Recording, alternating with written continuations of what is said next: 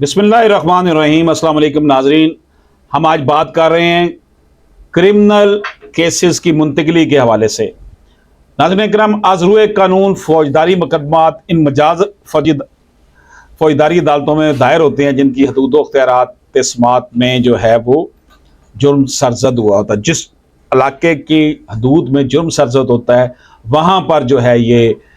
مقدمات دائر ہوتے ہیں۔ تاہم بعض صورتوں میں حصول انصاف یا کسی فریق کے تحفظ کو یقینی بنانے کے لیے یا فریقین یا گواہان کی سہولت کے لیے عدالت عالیہ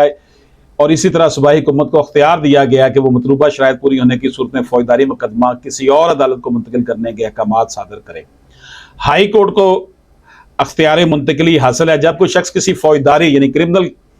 کیس کے حوالے سے بات کر رہا ہوں، جب کوئی شخص کسی فوجداری عدالت سے اپنا مقدمہ تبدیل کرانا چاہتا ہے، ٹرانسفر کرانا چاہتا ہے، تو وہ اس عدالت میں درخواست دائر کرے گا کہ وہ مقدمہ تبدیل کروانا چاہتا ہے۔ اس کے بعد وہ ہائی کورٹ میں درخواست جو ہے وہ مع بیان حلفی منتقلی مقدمہ کی وجوہات دے گا۔ پہلے تو اسی عدالت میں دے گا جہاں پر وہ کیس چل رہا ہے کہ وہ منتقل کرانا چاہتا ہے، اس کے بعد وہ اس درخواست کی کاپی ساتھ لگائے گا اور ہائی کورٹ میں درخواست دے گا، ساتھ بیان حلفی دے گا اور وجوہات بیان کرے گا کہ وہ مقدمہ اس عدالت سے ٹرانسفر کیوں کرانا چاہتا ہے۔ ضابطہ فوجداری کی دفعہ 526 کی روح سے عدالت عالیہ یعنی ہائی کورٹ حسب ذیل صورتوں میں کوئی فوجداری مقدمہ ایک عدالت سے دوسری عدالت میں منتقل کر سکتے ہیں یا خود اس کی سماعت کر سکتی ہے جب اس کو باور کرایا جائے کہ کسی متحد فوجداری عدالت میں اس کی صحیح اور غیر جانبدار طریقے سے تحقیقات یا سماعت نہیں ہو سکتی، کوئی غیر معمولی قانونی پیچیدگی پیدا ہونے کا امکان ہے، جہاں پر یا جس جگہ کے قریب کسی جرم کا ارتکاب ہوا اس کی بابت تسلی بخش تحقیقات یا سماعت کے لیے اس جگہ کے معائنے کے لیے ایسا درکار ہو، یا اس دفعہ کے تحت کوئی حکم فریقین یا گواہوں کی عمومی سہولت کا باعث ہو، یا ایسا حکم انصاف کے تقاضوں کے لیے ضروری ہو، یا ضابطہ فوجداری کی کسی قانونی شق کا تقاضا ہو، تو وہ حکم دے سکتی ہے کہ کسی جرم کی تحقیقات یا سماعت کوئی ایسی عدالت کرے جس کو دفعات 177 تا 184 ضابطہ فوجداری یعنی CRPC کے تحت اختیارات حاصل نہ ہو لیکن بصورت دیگر ایسے جرم کی تحقیقات اور سماعت کرنے کی اہل ہو۔ کوئی خاص مقدمہ یا اپیل وغیرہ کو کسی متحد فوجداری عدالت سے کسی دیگر مساوی یا اعلیٰ اختیارات کی حامل عدالت کو منتقل کیا جائے، کوئی خاص مقدمہ یا اپیل برائے سماعت اس کے پاس منتقل کیے جائیں، کسی ملزم شخص کو اس کے روبرو یا کسی عدالت سیشن میں سماعت کے لیے بھیجا جائے۔ اگر عدالت عالیہ کسی عدالت سے کوئی مقدمہ سماعت کے لیے اپنے پاس منتقل کر لے تو وہ اس کی سماعت کے لیے وہی طریقہ کار عمل میں لائے گی جو مقدمہ منتقل نہ ہونے کی صورت میں متحد عدالت میں لاتی عمل، یعنی ہائی کورٹ اگر اس کو اپنے پاس لے آتی تو وہ اسے ہائی کورٹ کے طور پر نہیں سنے گی، وہ اسی طرح سنے گی جس طرح وہ سیشن کورٹ میں سنا جا رہا تھا۔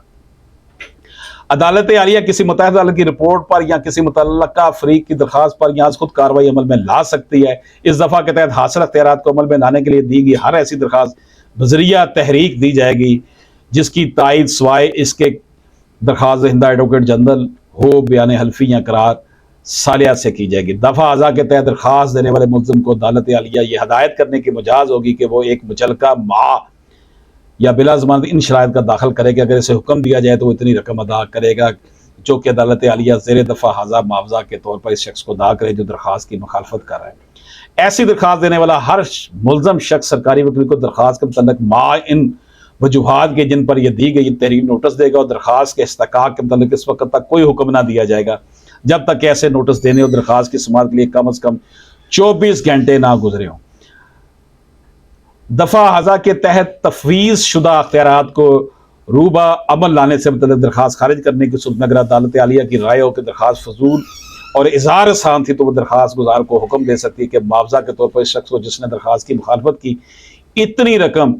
جو وہ حالات مقدمہ میں مناسب سمجھے ادا کرے، تاہم ایسی رقم 500 روپے سے زائد نہیں ہوگی۔ ویسے آج کل تو عدالتیں 1 لاکھ روپے جرمانہ کر رہی ہیں ہائی کورٹ۔ ناظرین اکرام، باب نمبر 8 کے تحت کسی تحقیقات یا مقدمے کی سماعت کے دوران اگر کوئی فریق کسی مرحلے پر عدالت کو مطلع کر دے کہ وہ دفعہ اعضاء کے تحت درخواست دینا چاہتا ہے تو یہ امر اس بات کا متقاضی نہیں ہوگا کہ عدالت مقدمے کو ملتوی کر دے۔ البتہ عدالت اپنا آخری فیصلہ یا حکم اس وقت تک نہیں سنائے گی جب تک کہ عدالت عالیہ سے اس درخواست کا آخری فیصلہ نہ ہو جائے۔ اگر عدالت عالیہ اس درخواست کو منظور کر لے تو وہ کارروائیاں جو عدالت متحد میں اطلاع ملنے کے بعد کی تھی ملزم کی مرضی کے بعد اثر نو کی جائیں گی۔ قبل اس کے کسی اپیل کو سماعت کے لیے منظور کرنے کی بحث اگر کوئی شروع ہو یا سماعت کے لیے منظور شدہ کسی اپیل کی صورت میں قبل اس کے کہ درخواست گزار کی طرف سے بحث شروع ہو، اگر کوئی فریق عدالت کو مطلع کرے کہ وہ دفعہ اعضاء کے تحت درخواست دینا چاہتا ہے تو اس فریق کی طرف سے ایسا مطلوب ہونے کی صورت میں زیادہ سے زیادہ 500 روپے کا مچلکہ بلا ضامنان جمع کیے جانے پر کہ وہ ایسی درخواست معقول مدت کے اندر دائر کرے گا۔ یہ 500 روپے اب نہیں ہے، اس کے اندر تبدیلی آ چکی ہے جس کا تعین عدالت کرے گی۔ ناظرین کرام، صوبائی حکومت کا کسی مقدمہ یا اپیل کو منتقل کرنے کا جو اختیار ہے دفعہ 527 کی روح سے صوبائی حکومت مجاز ہے کہ سرکاری جریدے میں اعلان کے ذریعے کسی خاص مقدمہ یا اپیل کو ایک ہائی کورٹ سے کسی دیگر ہائی کورٹ کو یا ایک ہائی کورٹ کے متحد کسی فوجداری عدالت سے کسی دیگر ہائی کورٹ کے متحد مساوی یا اعلیٰ اختیارات کی حامل کسی دیگر فوجداری عدالت میں منتقل کرنے کی ہدایت کرے جب بھی وہ یہ سمجھے کہ ایسی منتقلی انصاف کے تقاضوں کے لیے ضروری ہے یا فریقین مقدمہ یا گواہان کی عمومی سہولت کا موجب ہے۔ تاہم یہ جو صورتحال ہے اس میں شرط یہ ہے کہ کوئی مقدمہ یا اپیل کسی ہائی کورٹ کو یا کسی دیگر صوبہ میں کسی دیگر عدالت کو اس صوبے کی حکومت کی رضامندی کے بغیر منتقل نہیں کی جائے گی۔ وہ عدالت جس میں ایسا مقدمہ یا اپیل منتقل کی جائے اس کو اس طرح نپٹائے گی گویا وہ ایسی عدالت میں ابتدائی طور پر دائر یا پیش کیا گیا ہے کہ وہ اسی عدالت میں پیش کیا گیا۔ ناظرین اکرام، آج ہم نے دیکھا اپنی اس گفتگو میں کہ فوجداری مقدمات کو اگر منتقل کرنا ہو تو اس میں جو ہائی کورٹ کا اختیار ہے یا صوبائی حکومت کا اختیار ہے اس کو ڈسکس کیا۔ اشرف آسمی ایڈوکیٹ کو اجازت دیجیے، اللہ حافظ۔